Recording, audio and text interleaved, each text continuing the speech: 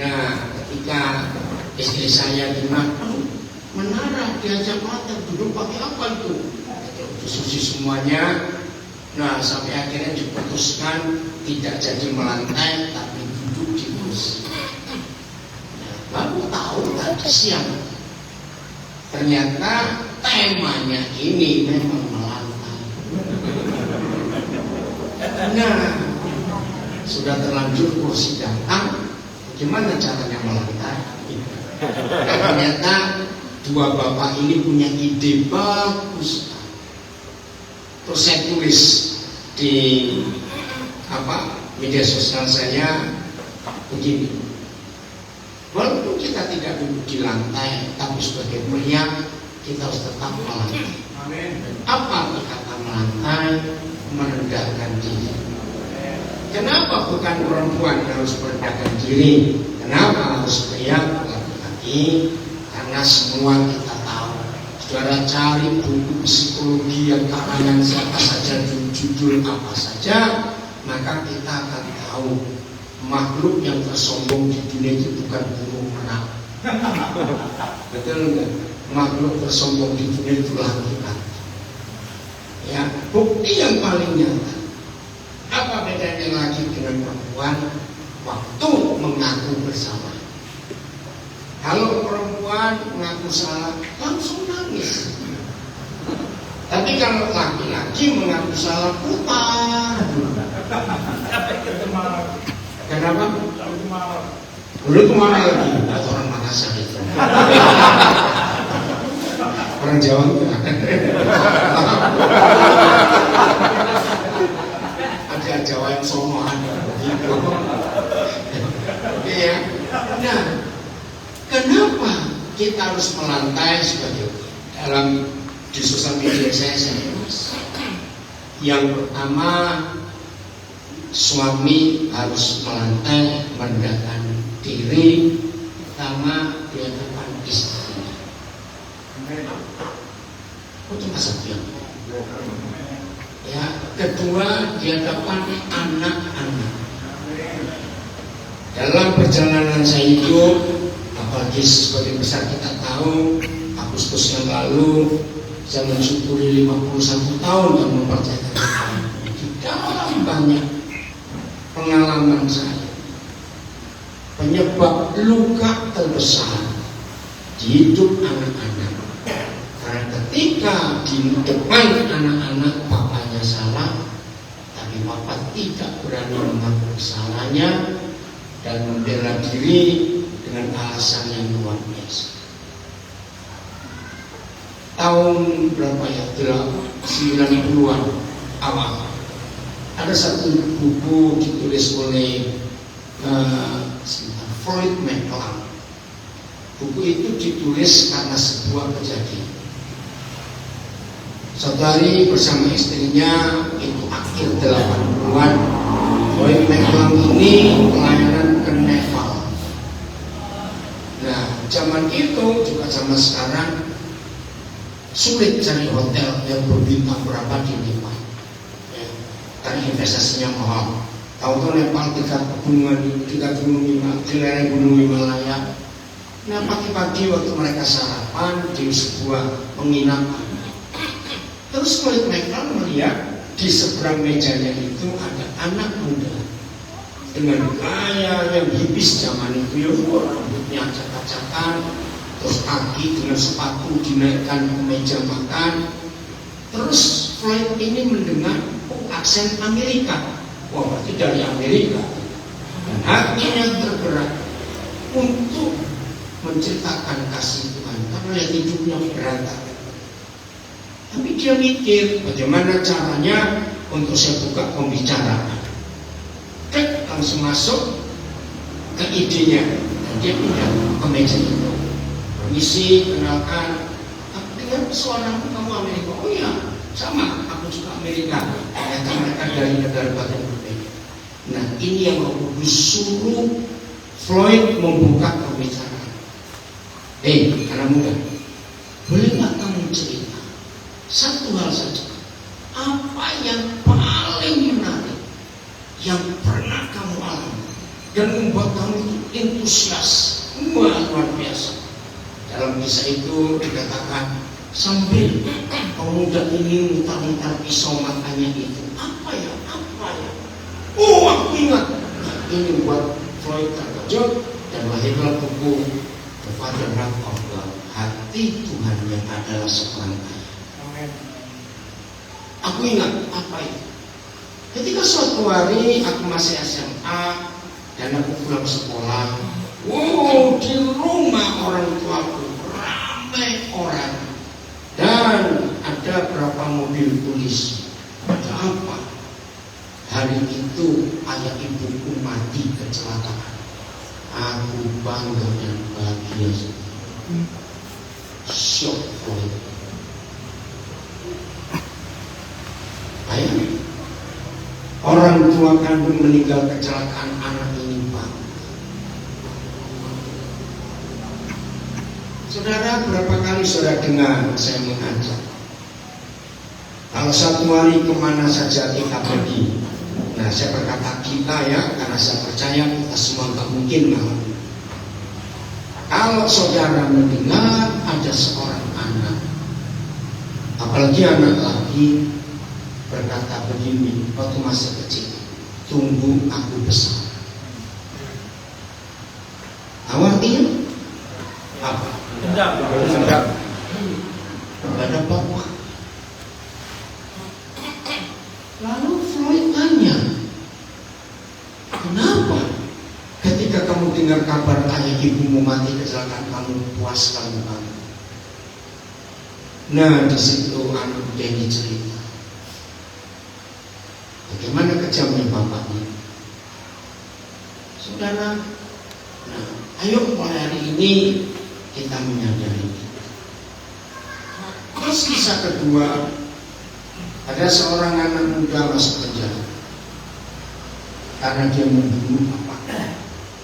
Dan di dalam pelayanan di penjara itu, anak muda ini merasa tidak bersalah.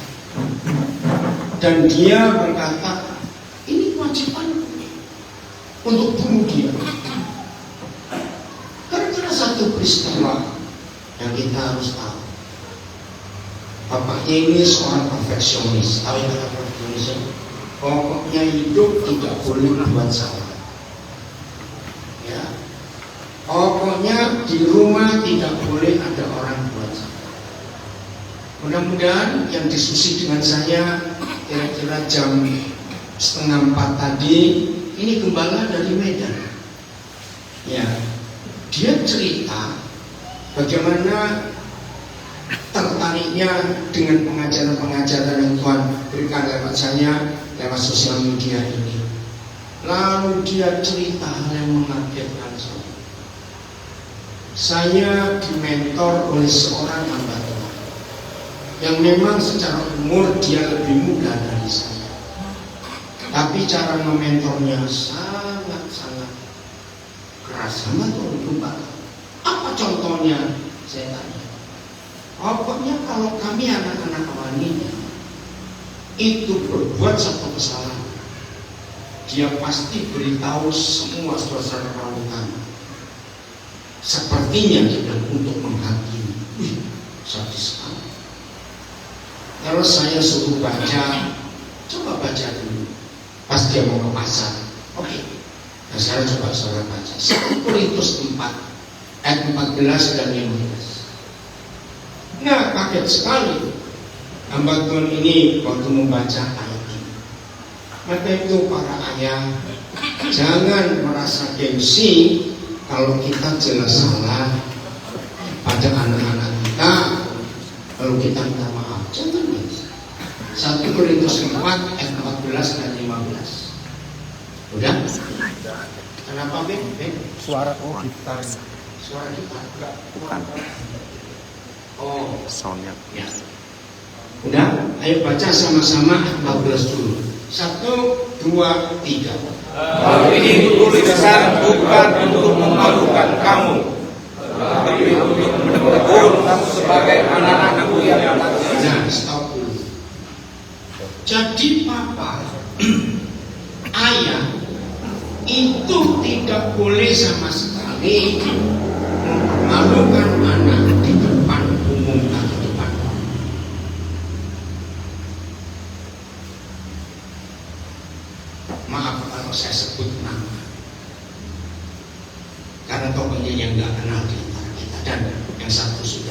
pulang ke surga. Kejadian pertama tim pesatnya awal-awal itu ingat tahun berapa? Antara Ibu Yuli almarhumah dengan Pak Simet waktu itu.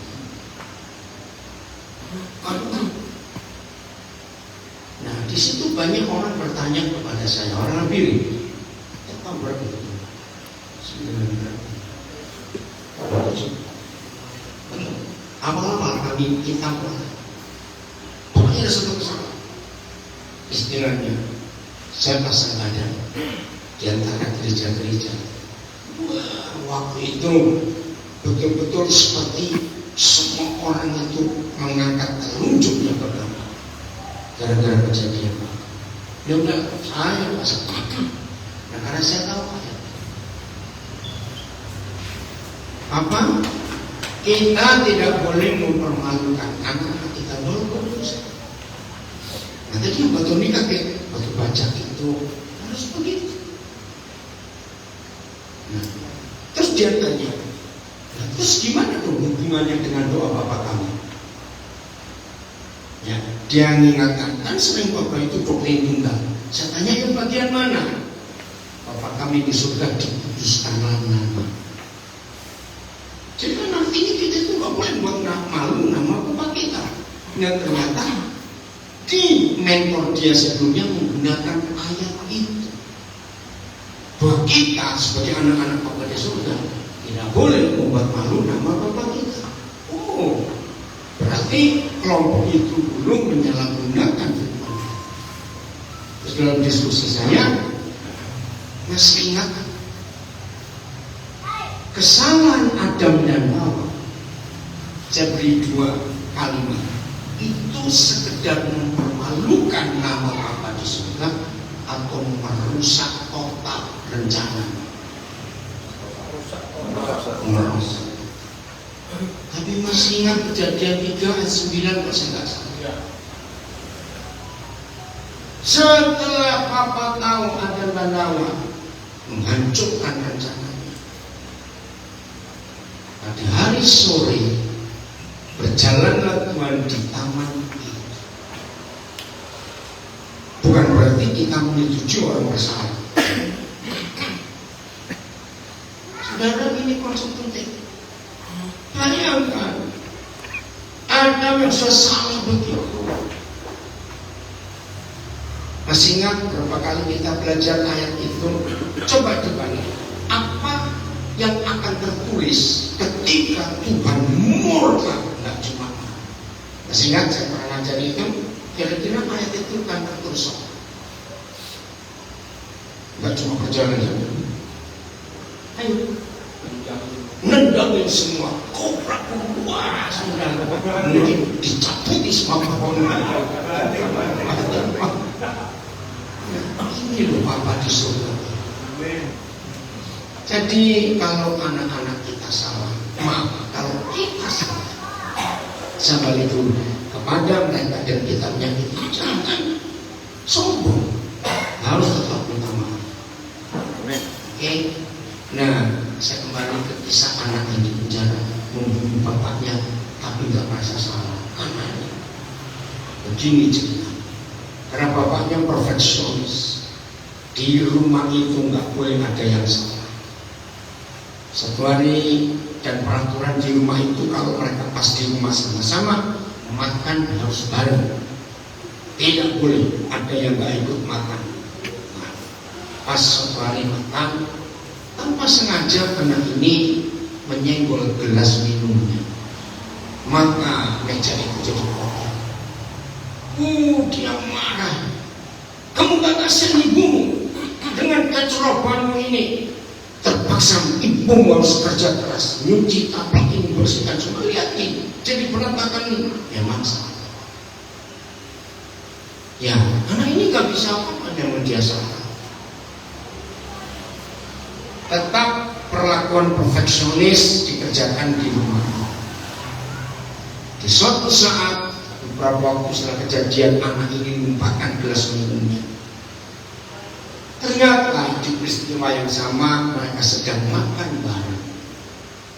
Tiba-tiba anak ini melihat tangan bapaknya yang menumpahkan gelasnya sendiri. Kira-kira kalau kita jadi anak terus langsung mikir apa?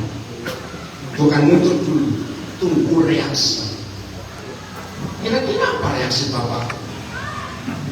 Tiba-tiba bapaknya marah kepada ibu.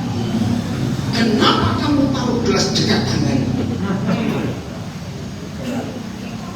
Artinya tidak mau ngaku salah. Saudara, itu hari terakhir dia ada di rumah mantu. Dan setelah itu dia keluar dan tak mau balik. Sampai pada suatu hari entah saya nggak tahu jelas kisahnya, dia dapat kesempatan jumpa bapaknya dan dia pulang. Dan waktu dia masuk penjara, dia merasa kasar. Wih, kalau saya dengar kisah itu. Dan itu pekerjaan Iblis. Maka itu kata melantai ini bagus. Saya ulangi lagi, kita harus berani merendahkan hati kita, merendahkan diri kita di hadapan istri kita kalau kita salah. Yang kedua di hadapan anak-anak kita. Saya tulis di sosial media saya, yang ketiga di hadapan sesama. Kalau memang kita salah. Setuju ya? Ayat 15, 1 Korintus 4. 1, 2, 3. Nah, stop. Ini punya ribuan guru pengkhotbah di gereja sampai hari ini. Inilah salah satu ayat yang menyebabkan saya tidak menyukai teologi. Karena teologi hanya menyiapkan, mencetak guru, pengajar, bukan mengejar pengajaran, tapi yang Tuhan cari apa? Ulang, ayat 15, 1, 2, 3. Ribu-ribu pendidik dalam Kristus, namun kamu tidak banyak apa? Terus? Karena akulah yang dalam Kristus Yesus telah menjadi Bapa oleh Injil yang diberitakan kepada. Jadi yang dunia perlukan itu bukan teolog, tapi Bapa. Amin. Karena itu bisa menyembuhkan. Masih ingat Yohanes 14 ayat 8? Dunia akan berhenti berbuat dosa kalau semua orang merasa cukup, puas, nyaman, kenyang, maka enggak butuh yang lain. Kapan? Tunjukkanlah Bapa itu kepada kami, kata Filipus kepada Tuhan Yesus. Maka itu sudah cukup, sudah membuat kami kenyang dan kami enggak perlu yang lain. Ayat itu luar biasa. Tapi setan enggak suka. Peranan ayah, maaf kalau saya membalik kalimat ini, peranan ayah itu jauh lebih dibenci oleh neraka daripada pelayanan ibu. Kenapa? Setan tahu seorang ibu sangat kecil kemungkinan membenci anaknya sendiri. Karena ibu tahu betapa susahnya mengandung dan melahirkan. Maka itu kalau kita belajar di 1 Tesalonika 2, nasihat itu bukan di tangan ibu, tapi tangan ayah.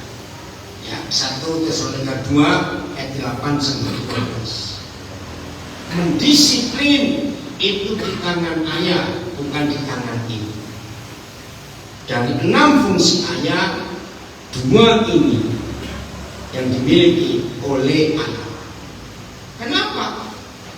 Karena seorang ibu itu sulit tegas kepada anak, sulit tegas mendisiplin, karena tahu susahnya mengandung dan melahirkan.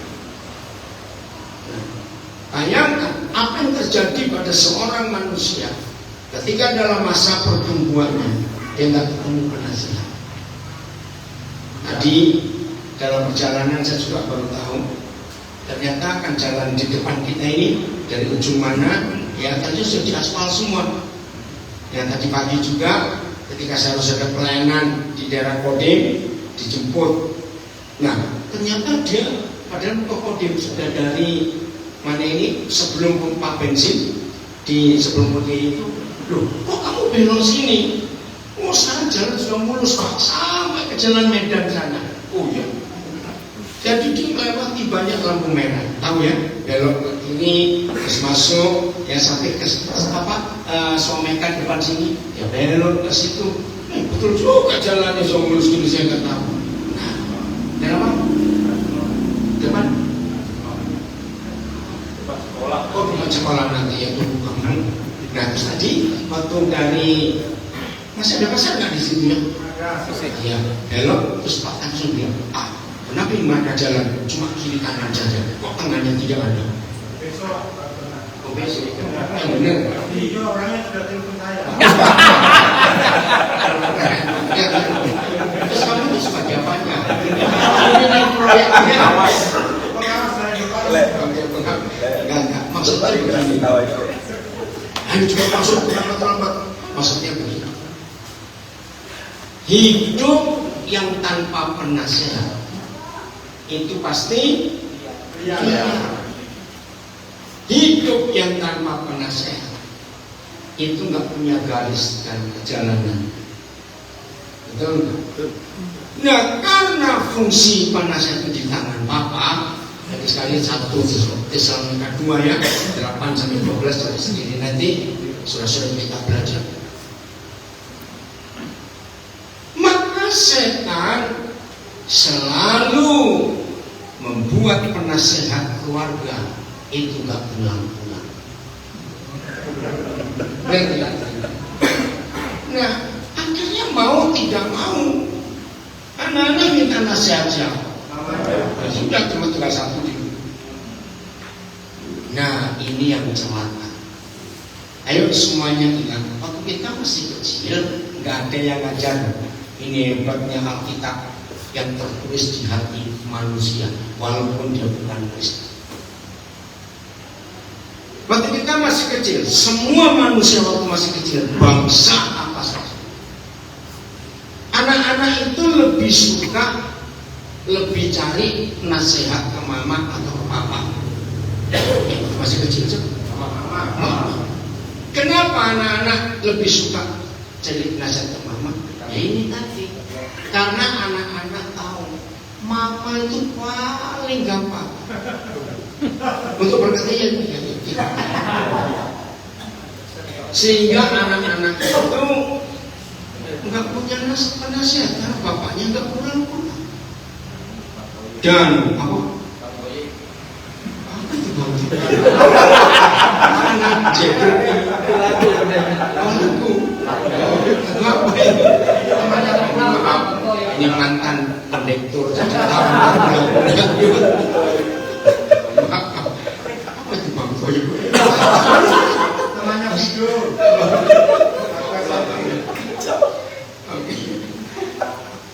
Nah, Bobo. Ada aja bahasanya. Nah, ketika setan buat ini yang menyedihkan, setan berhasil merusak hidup penasehat. Ya, ini itu mengerikan sekali. Saudara, kalau kita melihat kejadian ini, ayo mulai hari ini kita menyadari posisi kita sebagai pria yang jadi suami dan jadi ayah. Kita harus tetap mau melantai merendahkan hati kita. Amin. Tuhan tolong kami semua untuk itu. Disiplin. Ternyata seorang mama, jangan ada yang tersinggungnya mama. Segalak-galaknya mama, ada nggak mama galak?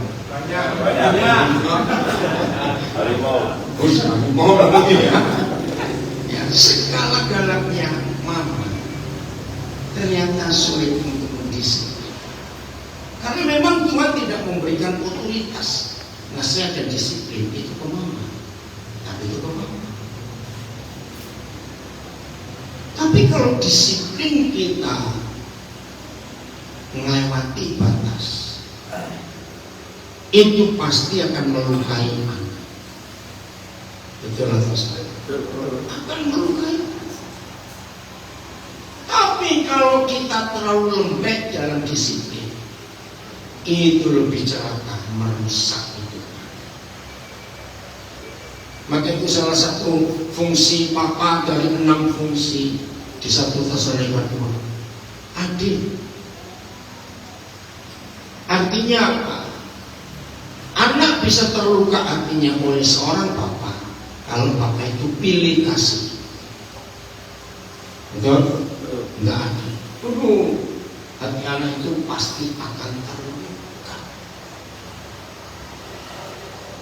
Saudara, untuk itu kita harus tahu konsep. Jadi bukan cuma gereja, tapi dunia membutuhkan lebih banyak hal daripada guru, pendidik yang cuma mentransfer ilmu. Ayo semua kita bisa jadi ayah yang betul-betul berkenan kepada Tuhan untuk membuat fungsi kita oke, supaya nggak ada banyak pertanyaan. Kita buka saja 1 Tesalonika 2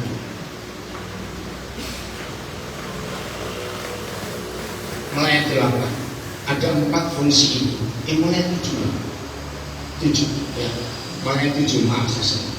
1 Tesalonika 2 ayat 7 dan 8. Di 2 ayat ini tertulis 4 fungsi ibu.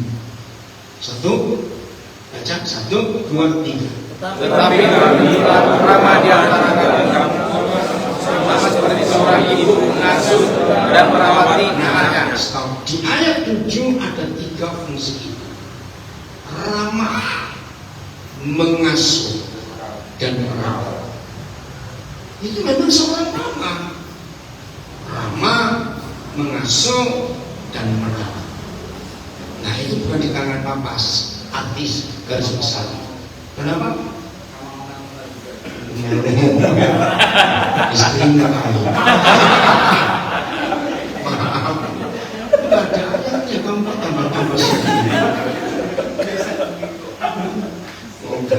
Jangan didengar. Ayat 8. Demikianlah kami dalam kasih sayang yang besar akan kamu, bukan saja dalam Injil program Injil, tapi juga hidup kami sendiri.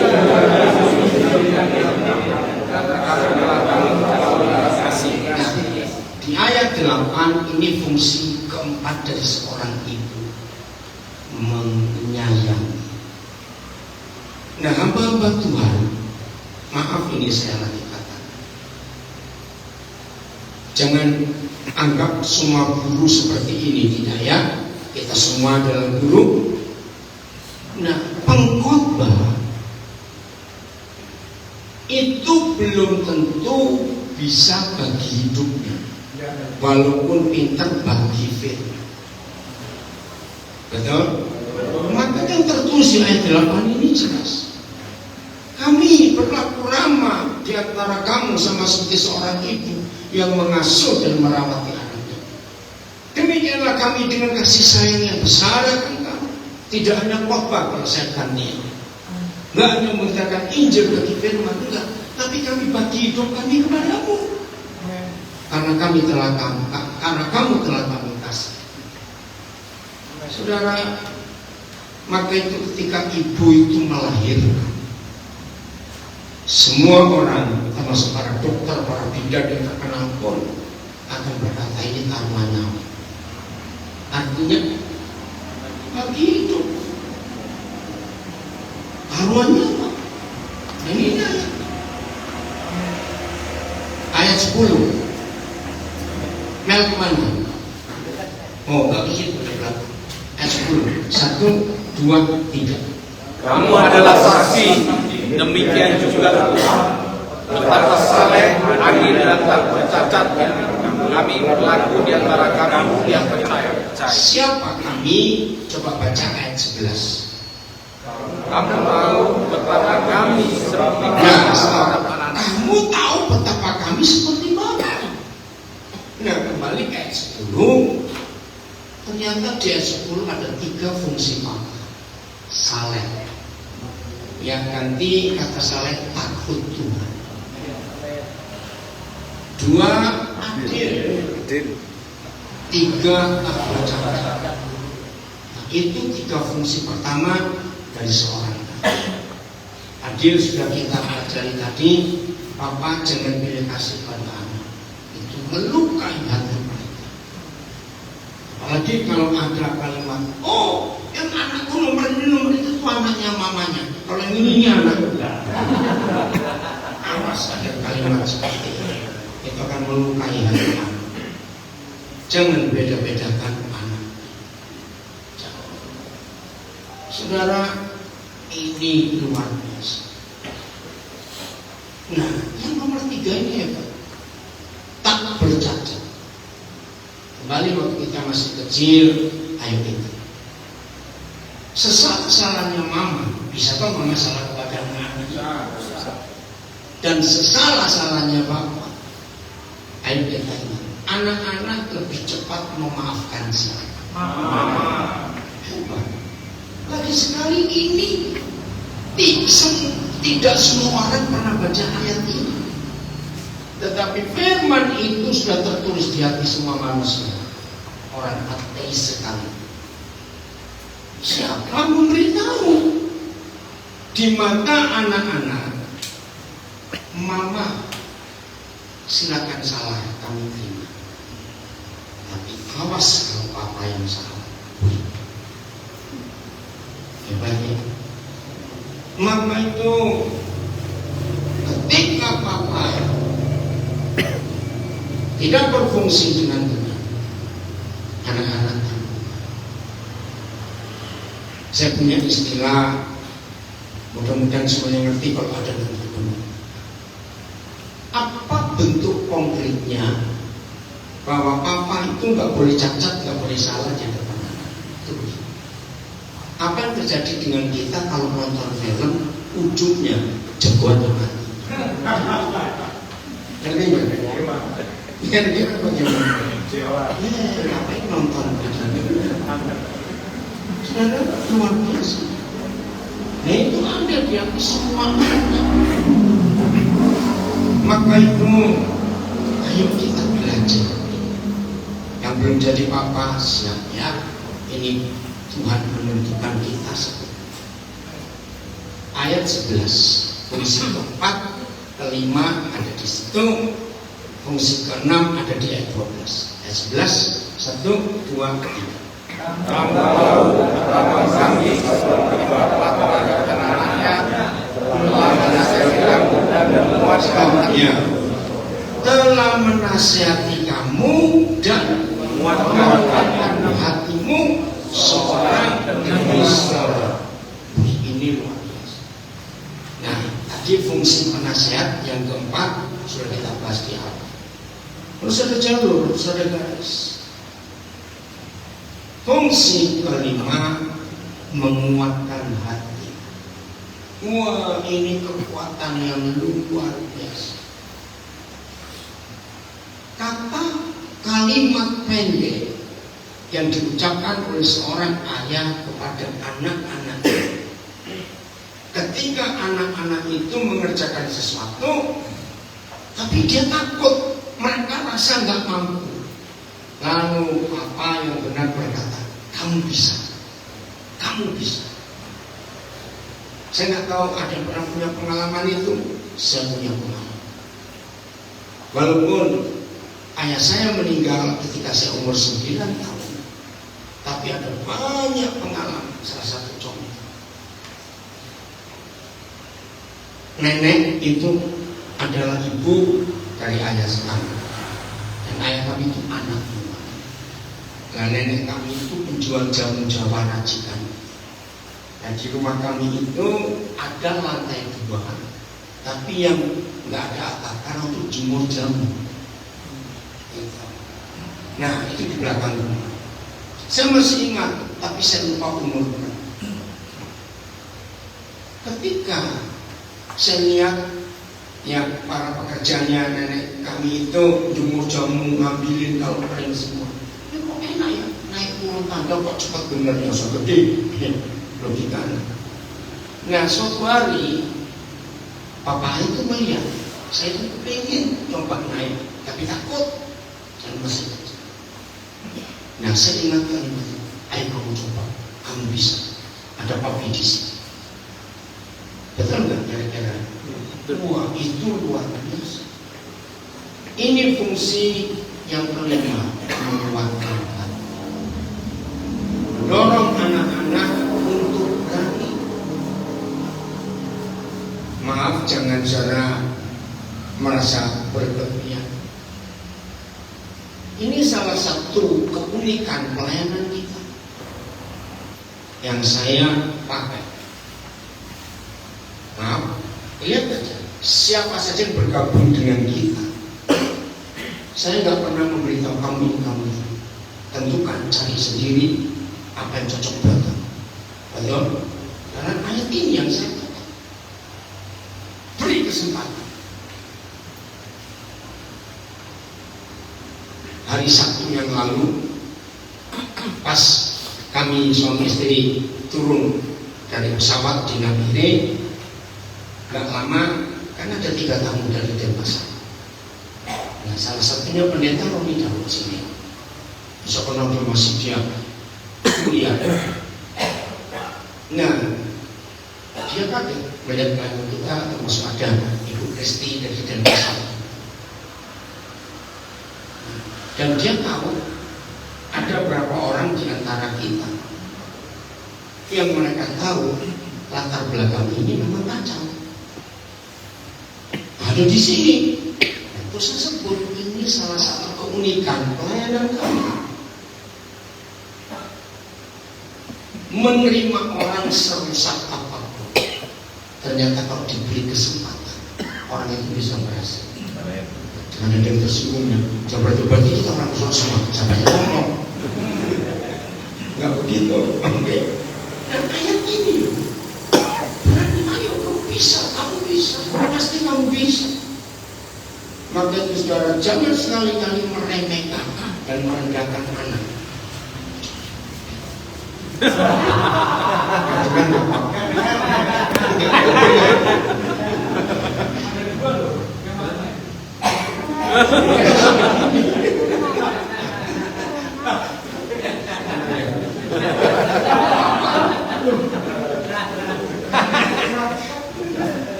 Dia bukan anak. Dia bukan anak. Terus? Oke, yang nggak tahu. Jadi saudara, sikap papa, fungsi papa yang menguatkan hati anak itu penting sekali. Saya bisa berikan lagi contoh yang lain.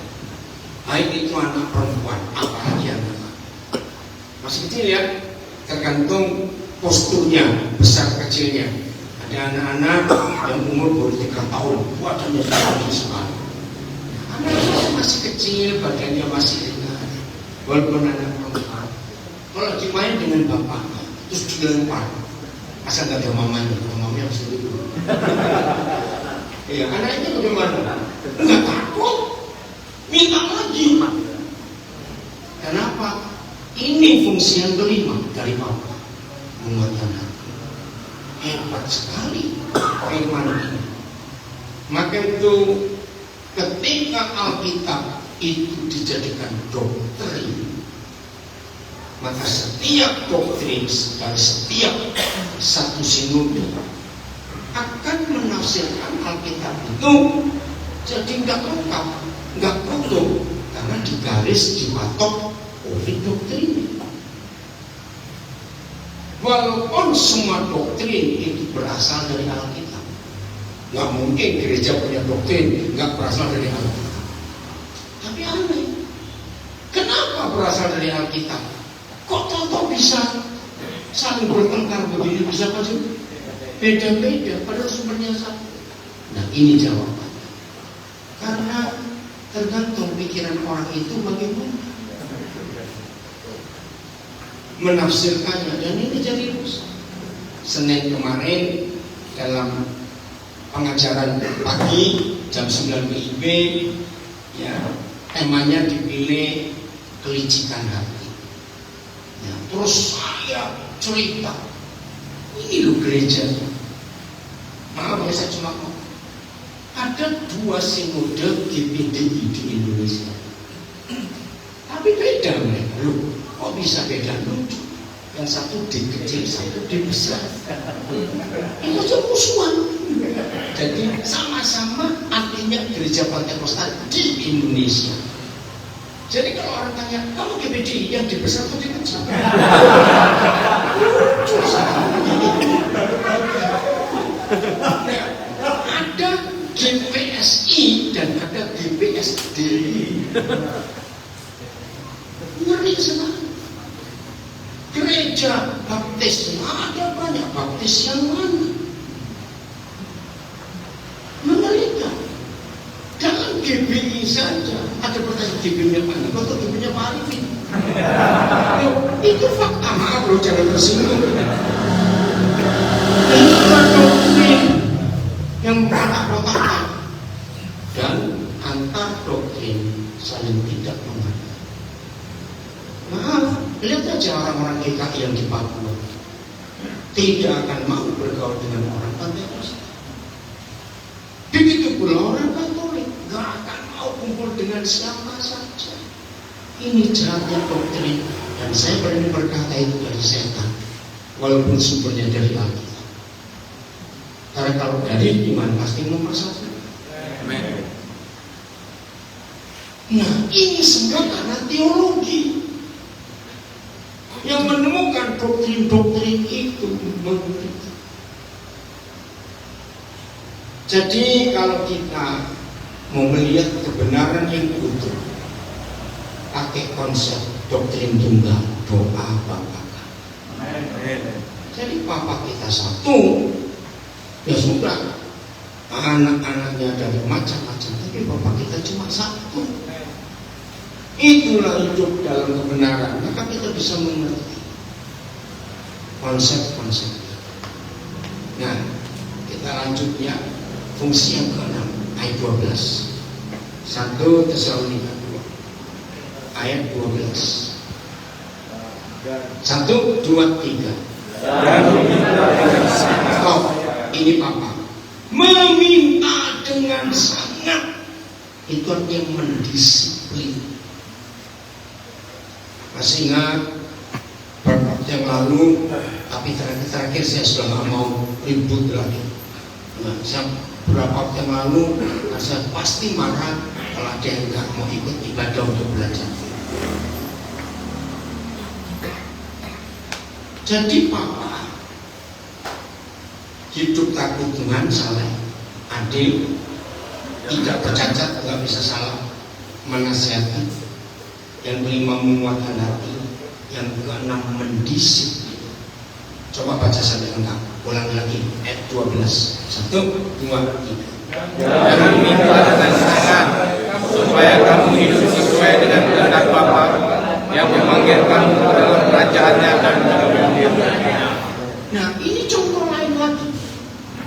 Biasanya kalau anak-anak malas ibadah, malas malam minggu, yang ribut siapa? Mamanya. Ada menurut firman Tuhan harus bapaknya yang memberi contoh untuk anak-anak itu beribadah. Dan aku meminta dengan sangat untuk kamu apa? Ya, hidup sesuai dengan yang memanggil kita. Harusnya apa? Yang memberi contoh. Lihat tadi 4 fungsi mama. Rama, mengasuh, merawat, menyayangi. Dengan 6 fungsi Papa. Coba. Di tangan siapa pembentukan karakter? Karena kata manusia ini adalah kata mendisiplin, menguatkan hati. Itu semuanya nggak ada di mama. Mama jangan tersinggung dulu. Pokoknya tetap menang lah mama, karena sudah hamil dan melahirkan. Oke, nah saudara, inilah kebenaran. Ayo jangan lama-lama. Masuk ke lingkap keluarga. Saudara, betapa indahnya dunia kalau hal ini terjadi. Jadi siap melangkah. Siap. Terus ingat, kita pernah belajar dapat Yakobus 4. Setan nggak bisa jongkok. Masih ingat ya? Apa itu? Setan nggak bisa jongkok. Jadi kalau ada orang yang merendahkan dirinya sampai nempel dengan tanah, nggak usah doa puasa, nggak usah menging setan. Sudah nggak usah. Tetaplah dilosor di lantai. Tetaplah nempel di lantai rendah. Setan nggak bisa ngambil, sebab mereka nggak bisa jongkok.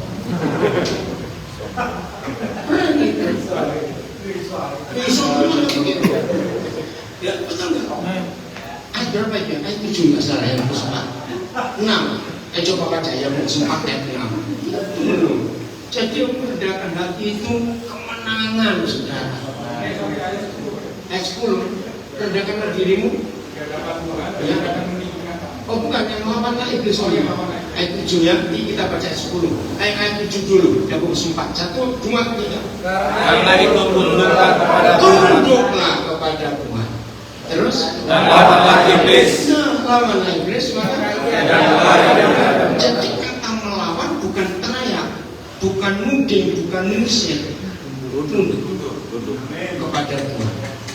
Kalau kita tunduk, artinya kita dilosor aja. Nah di ayat ini setan nggak bisa jongkok karena dia nggak bisa ngambil. Hebat. Karena setan kena mati. Nggak bisa jongkok. Ya saya masa murah. Luar biasa. Ayat 10 ya. Ayat 10 ya, Yakobus 4. 1, 2, 3. Rendahkanlah diri di hadapan Tuhan. Rendahkanlah diri kita di hadapan Tuhan. Dan Dia akan meninggikan kamu. Nah, kita akan ditinggikan. Amin. Jadi para pria, para suami, para ayah, jangan gengsi. Kalau salah ya sudah mengaku salah. Pasti dia menang. Dan kita akan mendapatkan kembali. Oke, kita diskusi. Siapa mau ngomong apa? Tambahkan pengalaman. Apa saja cepat, jangan lama-lama. Oh iya, Natal. Wih, Natal. Kalah tinggi sudah dengan kamu. Jadi sekarang ini saya ingin menceritakan 2 cerita saja Tidak apa-apa. tentang mungkin sedang dibilang bahkan di Nabire pun sini masih banyak orang yang tidak ada bapaknya sebenarnya, biarpun bapaknya masih ada. Oke, jadi cerita pertama waktu itu lagi pengen sih disuruh lari. Jadi saya dengan temanku satu lari. Akhirnya kita berdua kecapean ya, kita jalan saja. Pendidikan jasmani ya. Kita jalan saja, baru akhirnya cerita-cerita. Dia itu orangnya pindah dari Jayapura, pakai salah. Biasanya kenapa dia pindah dengan siapa? Ada orang tua apa? Katanya dia pindah dan kakaknya saja. Kakaknya itu tentara atau polisi kalau tidak salah. Jadi saya tanya-tanya tentang hidupnya di sana. Di situ lebih baik kah, enak kah? Sekolahnya dulu dia ada menghuni apa? Habis itu saya kaget, dia bilang dia tukang buli. Bagaimana ini? Dia cerita bilang banyak dia cerita, dia bilang dia ulama lah, dia kayak hancur saya dulu. Tapi makin lama saya tanya-tanya kayak mungkin apa penyebabnya. Makin lama saya lihat, makin saya sadar bahwa dari kelihatannya di rumahnya bapaknya tidak ada. Sosok bapaknya tuh kakaknya yang adalah polisi kalau kata tentara, dan kakaknya tuh kerasnya tingkat dewa, katanya dia baku pukul dan dia dapat lapor. Kakaknya pukulnya kayak binatang katanya. Kayak apa sih? Kan sekali. Caranya anak-anak ini masih SMP lagi, tidak tahu kelas SMP kelas 8, kelas 9. Dipukul kayak binatang. Bagaimana ngerinya? Dia cerita dengan senyuman dengan intonasi yang senang. Tapi sangat jelas pada saat itu atau terjadi kejadian itu dia ketakutan dan sedih. Katanya sekarang di sini dia sudah mau bertobat, dia sudah mau berubah, dia mau beli orang. Dan dari kelihatannya memang dia berusaha. Tapi kadang-kadang masih kelihatan sifat tuanya keluar, masih kelihatan melawannya begitu. Dia memang kadang-kadang cuma usil main-main saja dengan teman, tapi teman marah, mau marah, putar-putar, jadi dia berkelahi. Dia dapat tegur, dia melawan. Jadi kayak sedih sih kalau dilihat caranya anak-anak di sini bisa sampai begitu. Cuma karena bapaknya tidak ada. Itu contoh pertama. Tapi kamu sempat buat sesuatu gitu ya? Ya, saya temani bicara saya. Luar biasa. Dan kalau bisa coba tegur dia dengan baik, jangan dimarahi saya dan dimarah-marah. Karena biasanya kalau anak-anak itu cuma dimarahin saja, dibilang salah tapi tidak dikasih solusi. Jadinya kayak jengkel saja dari yang saya lihat. Mereka jengkel saja, habis itu akhirnya dia ulang saja. Setelah dia lupa, setelah hilang rasa takutnya dari dimarahin. Contoh kedua waktu itu, saya lagi kelas lagi duduk ya. Saya lupa pelajaran atau lagi tugas, mungkin lagi tugas karena orang lagi jalan-jalan. Saya lagi pas lihat di belakang ini ada tangan ambil pulpen orang, hancur sekali, sudah biasa. Jadi saya tanya dia, atau pulpennya siapa itu, atau orang yang sering bilang pulpennya kecil, baru dia bisa melawan karena dia perempuan. Jadi saya tanya dia, katanya itu pulpennya siapa? Dia tidak menjawab.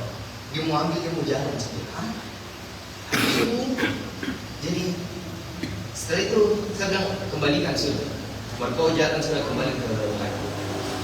Dia malah melawan. Dia malah marahin saya. Dia bilang, dia sama saya bilang bukan urusanku untuk urus ini. Caranya bagaimana? Masa tidak ada yang pernah ajar dia bahwa mengambil barang-barang lain itu salah. Ini apa sebenarnya dari teori saya? Kalau kan saya sudah pernah temani dia bicara, saya tanya tentang orang tuanya dan sejenisnya. Waktu saya sama dia sama sekali menghina. Dia tidak bisa menjelaskan apakah bapaknya ada di hidupnya, apakah bapaknya berperan ataupun dia pernah ketemu dengan bapak. Anaknya ada kelihatannya tidak mau jahat. Dia kadang-kadang baik, kadang-kadang kelihatan bagusnya, tapi ya kadang-kadang begitu. Kalau lagi lakukan sesuatu karena pasrah ya, dia bukan hilang, dia bisa menulis, ya dia ambil orang lain punya. Tapi waktu ditegur jadinya dia melawan, dia marah, dan akhirnya dia merusak saja hidupnya. Tidak sampai hidup sih, dia merusak. Pada hari itu dia ganggu orang satu, dia bikin orang satu dan dia bikin orang lain itu tidak bisa menulis, dan akhirnya dia bisa belajar di sekolah. Jadi menurut saya itu adalah contoh kedua yang membuktikan bahwa bahkan di sini pun masih banyak anak yang tidak ada bapaknya atau tidak ada sosok bapaknya. Dan masih banyak sih sebenarnya, tapi kalau saya cerita itu sampai besok mungkin selesai.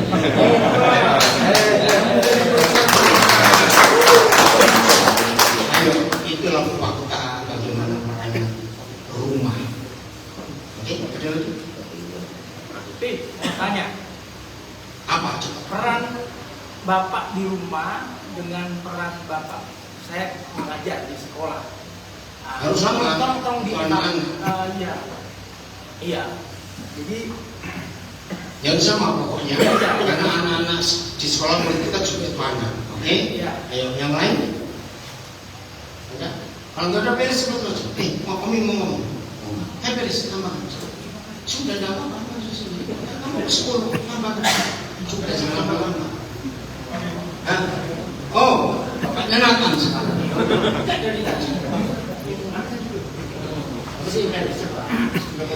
Ya, satu sore di acara begini, persis acara Pemberian. Waktu itu Pak juga ada. Yang keras. Ya, Pak sudah. Oh, bisa. Ini ada passwordnya. Oh, ada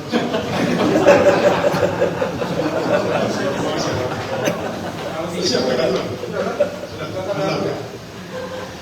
Jadi di acara begini juga tadi sore itu, tiba-tiba waktu itu Pak Keris yang lagi bicara.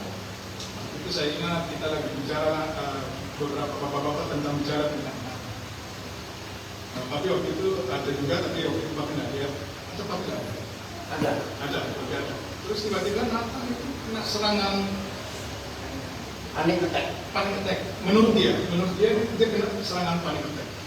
Setengah badannya itu sudah lumpuh, sudah tangannya itu sudah saya tarik dia, saya bawa dia keluar. Saya bawa dia keluar, saya bawa dia ke mobil, saya mau bawa ke rumah sakit. Sampai di kira-kira di perjalanan di Kalibobo, karena kita di Kalibobo, dia minta berhenti. Dia tidak perlu dokter. Dia cuma perlu bicara dengan saya. Wow, saya kaget. Saya berhenti, saya bicara dengan dia, saya dengarkan apa yang dia bicara, dan waktu itu saya kaget. Ternyata saya sudah merusak anak saya sedemikian dalamnya, sedemikian dalam sehingga saya tidak rasa bahwa sebenarnya saya itu sudah merusak, hampir saya merusak seluruh hidupnya. Bahkan dia mengaku dia hampir bunuh diri. Wah, saya kaget sekali. Dan waktu itu satu yang ada di kepala saya itu cuma minta maaf. Saya dengan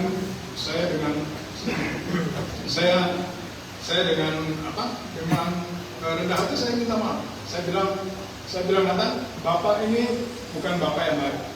Saya on the way. Saya lagi berusaha, saya lagi proses untuk menjadi seorang bapak. Waktu itu saya minta maaf ke dia. Dan yang luar biasa setelah saya minta maaf, panik attack-nya hilang. Dan sampai hari ini tidak pernah panik attack. Wow. Dan itu hal yang saya belajar, dan saya baca YouTube, saya belajar kenapa ini bisa terjadi. Ternyata panik attack itu hatinya begitu luka, tidak ada kehadiran Bapak, tapi dia nggak tahu dia mau lampiaskan kemana. Dan luar biasanya Nathan ini dia lampiaskan ke hal-hal yang positif. Dia bisa bikin apa saja, dia menjahit, dia bikin apa yang dia bisa. Dan itu satu hal yang sangat luar biasa yang saya alami. Dan saya tahu saya masih kurang melakukan satu hal yang dia tunggu. Papa bangga sama kamu.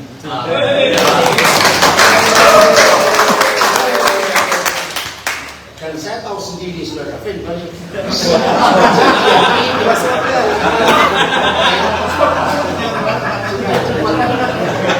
Karena saya tahu sendiri setelah kejadian itu, Nathan itu mengalami perubahan, breakthrough yang melonjak sekali. Dan juga hidup papanya jadi benteng yang dibangun setan lewat ketidakhadiran seorang ayah. Itu hancur saat itu. Kayak kita minta maaf. Luar biasa. Chandra coba kamu. Chandra ceritakan anak. Siapa yang pernah yang dosa kejauhan? Rifan. Saudara tahu semua, bukan maaf ya, yang nanti di rumah. Rifan itu anak berapa?